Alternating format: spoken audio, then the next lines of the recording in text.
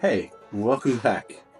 This week's recipe from the farm, I am making a melt-in-your-mouth asparagus dish. Takes quite a long time to cook, but the prep is really easy, so start this one early in the day. Check it out. Alright, so we've got some asparagus again. And one thing I like cooking, especially one of my favorite dishes to cook that are meat, tend to be ones that are low and slow cooked, like braised ribs or pulled pork or something like that. Like, those are dishes that I really enjoy cooking with, and I've been thinking about how can I incorporate that kind of cooking style into a vegetable, something where the vegetable just sort of melts in your mouth. And that's why I decided to do this asparagus confit with garlic and lemon zest. It came out so very well.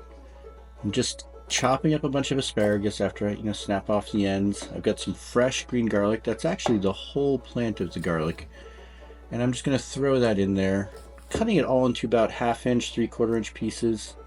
And then I'm going to put it in a nice little deep crock, but one really pack it in so that way I can fill it up with olive oil but not use too much olive oil. Oh, and there's the lemon zest, of course, go on top.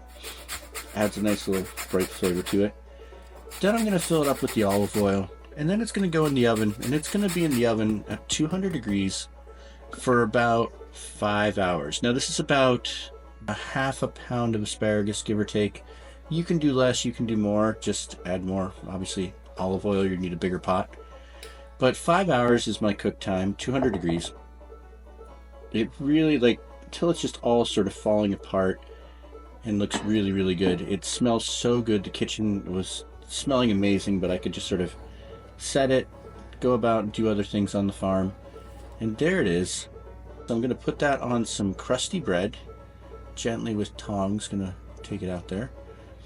And then I'm going to use a stock and spice. Paula sent me this fancy smanchy everything blend. It's got a little bit of everything, some sesame seeds, some garlic, some shallot, some onion. Adds a nice little zip, and it's got some salt too. Add some zip to it. You can check out the spice profile on my webpage. I'll link to that, and I'll tell you what was in the spice mix. And then, because it's spring on the farm here, late spring, we've got some nice lilac flowers which are edible. They're a little bit bitter, but used in moderation, they're very, very good. And then when you're taking a bite, it's nice and floral, and there's the dish. Alright, that was a long time cooking, but I think it's going to be worth it. Let's try this out.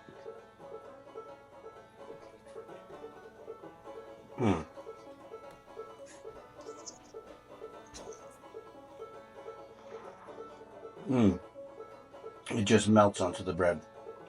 That is so very flavorful. I think you'll like this one.